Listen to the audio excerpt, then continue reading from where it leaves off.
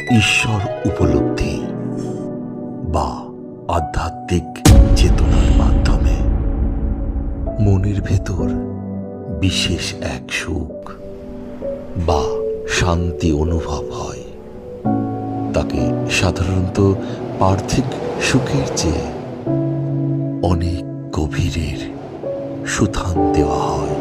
তো বন্ধুরা, মহাপীঠ তারাপীঠ থেকে গল্পকথায় তারাপীঠে আপনাদের সুস্বাগতম জানাই। আমি তারামায়ের পূজারী অচিন্ত। কথায় কথায় পৌঁছে গেছি তারামায়ের মূল গর্ভগৃহে। মহা আনন্দে দর্শন করুন আনন্দময়ী তারামা। এটি এমন একটি পরমা আনন্দ যা কোনো বাহ্যিক প্রাপ্তি বা বস্তুর উপর নির্ভর করে না, বরং মানুষের নিজস্ব সত্তার গভীর শান্তি থেকে উৎসারিত হয়।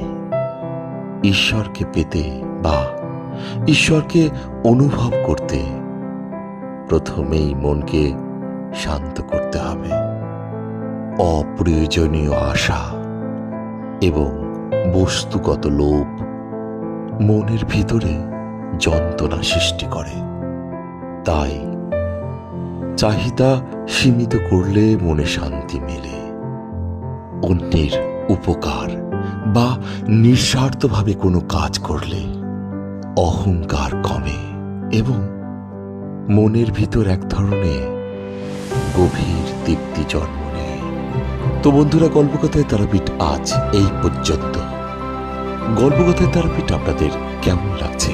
আপনাদের সুচিন্তিত মতামত অবশ্যই জানাবেন। আর ভিডিওটি ভালো লাগলে অবশ্যই একটা